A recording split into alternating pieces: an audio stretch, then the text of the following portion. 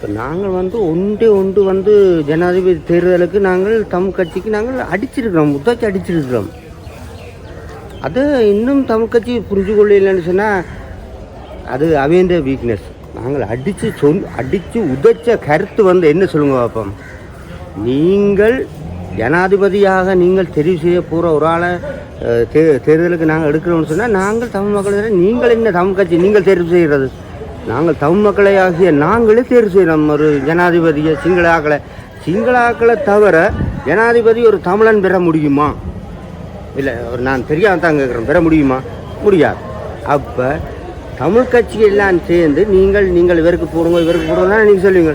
ஆனால் நாங்கள் அதைத்தான் தீர்மானித்தாங்க. நீங்கள் ஒன்றும் சொல்ல தேவையில்லை, அது நாங்களே பார்த்துக்கொள்ள மட்டும் தான். நாங்கள் அந்த ஒரு ஓட்டை போட்டோட அது என்ன மாறின சொல்லுவாங்க, சிங்கள தேசத்துக்கு ஒரு அனுரா அலையாக மாறினது. அது அலை அல்ல, மக்கள் தெரிவித்த ஒரு தமிழ் கட்சிக்கு தெரிவித்த ஒரு வேண்டுகோள்.